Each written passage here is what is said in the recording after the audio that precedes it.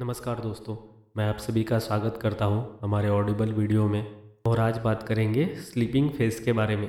अब ये sleeping phase किसको कहते हैं ये मैं बताता हूं सबसे पहले, क्योंकि मैंने इस फेज़ का नाम रखा है खुद से ही स्लीपिंग फेज़। ये फेज़ तब होती है कि जब एक व्यक्ति वो जनरली लॉस मेकिंग हो या फिर थोड़ा सा प्रॉफिट बनाता हो, और ये सब होने के बाद वो एक टाइम ऐसा आता है कि वो पर्सन जो है वो बहुत ही बोर हो जाता है और सोचता है कि ट्रेडिंग में आगे जाके कुछ भी नहीं होने वाला, और वो ट्रेडिंग छोड़ देता है। वो मार्केट की भली थोड़ी बहुत अपडेट देखे।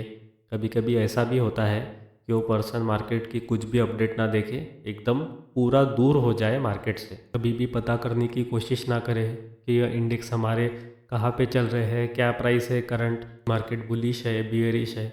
इन सभी चीज़ में उसको इंटरेस्ट ही ना हो उस पर्टिकुलर फेज़ में। यानी कि ट्रेडिंग के पॉइंट ऑफ व्यू से अगर देखा जाए तो वो व्यक्ति जस्ट सो रहा है, यानी कि उसका अभी मार्केट से कुछ भी लेना देना नहीं है। तो उस स्टेज को हम बोलेंगे स्लीपिंग फेज़। अब ये जो स्लीपिंग फेज़ है इसको फॉरएवर नहीं रखा जा सकता है, क्योंकि बहुत से लोग हैं मार्केट छोड़ने के बाद फिर से वापस आते हैं कुछ ना कुछ उम्मीद लेके। वो मार्केट में रिटर्न आए या ना आए इससे कोई फ़र्क नहीं पड़ता, लेकिन सबसे इम्पोर्टेंट ये चीज़ है कि वो जो स्लीपिंग फेज़ है ये हमें बहुत कुछ दे सकती है। यानी कि ये सबसे बेस्ट फेज़ हो सकती है हमारी डेवलपमेंट के लिए। तो क्यों ना हम इस स्लीपिंग फेज़ का ही फ़ायदा लें, जिससे कि हम अगर शेयर मार्केट में रिटर्न आए तो हमें फ़ायदा हो, और अगर हम शेयर मार्केट में रिटर्न नहीं जाते हैं तो हम क्या कर सकते हैं, इस स्लीपिंग फेज़ में हमने जो भी कुछ सीखा है उसका यूज़ हम ले सकते हैं लाइफ की अन्य बहुत सी मोमेंट्स में। तो फिर हमें अभी ये देखना होगा कि ऐसी कौन सी चीज़ हम सीख सकते हैं इस स्लीपिंग फेज़ में जो हमें मार्केट के भी काम में आए और पर्सनल लाइफ के भी काम में आए। तो स्लीपिंग फेज़ में बहुत सी चीज़ें सीखी जा सकती है, क्योंकि ये बहुत ही ज़्यादा ब्यूटीफुल फेज़ होती है। इसमें हम क्या करते हैं, हमने जो गलती की थी मार्केट में पहले वो रिकॉल करते हैं। बहुत से बार गलती ही रिकॉल होती है। हमें जो बहुत बड़ा प्रॉफिट कभी मिला होगा वो तो बहुत ही कम फेजेस में रिकॉल होता है, लेकिन हमारी गलतियाँ जो है वो हमें सामने दिखने लगती है। अब सिर्फ गलती सामने दिखना ये कोई अच्छी बात नहीं है।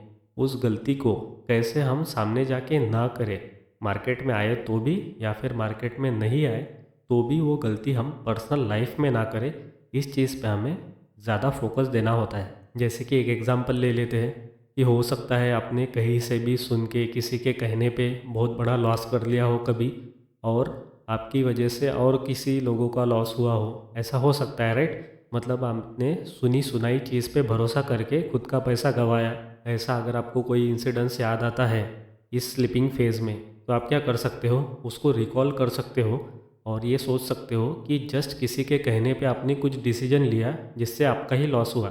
तो पर्सनल लाइफ में भी आपने ऐसी चीज़ बिल्कुल भी नहीं करनी चाहिए। कोई भी व्यक्ति कुछ भी कहे और उससे आप खुद का पैसा लगा रहे हो, खुद अपने एफर्ट्स दे रहे हो, और रिज़ल्ट देखें तो वो भी फ्रूटफुल नहीं आ रहा है, तो ऐसा आपने नहीं करना चाहिए। तो इससे भी आपको एक लर्निंग मिलती है। इसके अलावा अगर और एक एग्ज़ाम्पल ले तो वो भी ऐसा हो सकता है कि अगर मान लीजिए आपने कोई भी ट्रेड ले लिया था जल्दी जल्दी में, इन पास्ट जल्दी जल्दी में ट्रेड तो ले लिया अभी आपने, लेकिन उस ट्रेड में क्या हुआ, आप एक्चुअल में जो करना चाहते थे वो नहीं हुआ और गलती से और ही कुछ हो गया आपकी तरफ से, जिसके वजह से आपको फिर से लॉस हुआ। तो उससे भी आप ये सीख ले सकते हैं कि कोई भी चीज़ हड़बड़ी में नहीं करनी चाहिए। हर एक चीज़ की प्रॉपर प्लानिंग होनी चाहिए और शांत दिमाग से ही प्लानिंग को एग्जीक्यूट करना चाहिए। तीसरा एग्जांपल ले लेते हैं जिसमें ऐसा हो सकता है कि आपने कोई ट्रेड ले लिया और वो आपको लॉस दे रहा है। अब लॉस दे रहा है फिर भी आपने उसको एवरेज किया, उसके बाद और एवरेज करते गए, और एवरेज करते करते आपने देखा कि आपका पूरा पैसा चला गया। जिसको अगर आप रिकॉल करते हैं तो आप ये भी सोच सकते हैं कि जो भी चीज़ आपको नुकसान दे रही है उस नुकसान को जल्दी कट कर लेना चाहिए, और नुकसान देती हुई चीज़ में कभी भी एडिशन नहीं करनी चाहिए। अब ये चीज़ अप्लाई हो सकती है लाइफ में अलग अलग मोमेंट्स पे। जैसे कि देखिए, आपके कोई गलत दोस्त हो सकते हैं, उनको आप बढ़ावा दे रहे होगे, यानी कि वो आपका लॉस करा रहे हैं, लेकिन आप फिर भी क्या कर रहे हैं, उनसे और ज़्यादा दोस्ती रख रहे हैं। ऐसे और गलत दोस्त और बनाते जा रहे हैं जिससे कि आपको फाइनली लॉस ही होगा। यानी कि इन शॉर्ट गलत चीज़ में और आप अगर एडिशन करेंगे तो उसका रिज़ल्ट जो है वो हमेशा बहुत बड़ा गलत ही निकलेगा। इसीलिए हमेशा जब आपसे गलती हो उसको तभी के तभी ख़त्म कर देना चाहिए। ऐसे दोस्तों अनगिनत एग्जाम्पल निकल सकते हैं इस फेज़ में, जिसको हम बोलते हैं स्लीपिंग फेज़। आपके पुराने एग्जाम्पल जितना आपके सामने आएंगे और आप उसको रियलाइज़ करते जाओगे और ठान लोगे कि आप ऐसी मिस्टेक फिर से नहीं करने वाले हैं, वैसे वैसे आप देखेंगे कि आप एक परफेक्शन की तरफ जा रहे हो। और स्लीपिंग फेज जो होती है ना, ये मैं मानता हूँ पर्सनली कि ये बहुत बड़ी होनी चाहिए। जितनी बड़ी स्लीपिंग फेज होगी उतनी ही ज़्यादा एक्यूरेसी आपके सामने जाके होगी अगर आप शेयर मार्केट में आते हैं तो। और अगर शेयर मार्केट में नहीं भी आते हैं तो भी पर्सनल लाइफ में आपको इसका बहुत ही ज़्यादा यूज़ होगा ही। और अगर दोस्तों अभी आप इस फेज़ में हैं कि आपका बहुत ज़्यादा लॉस हो रहा है, तो आपके लिए ये जो फेज़ है स्लीपिंग फेज़, ये बहुत ही ज़्यादा इम्पोर्टेंट है।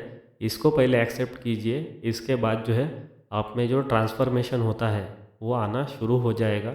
और एक दिन ऐसा हो सकता है कि शेयर मार्केट में रिटर्न आने के बाद आप बहुत ही बेस्ट ट्रेडर कहलाए जाओगे।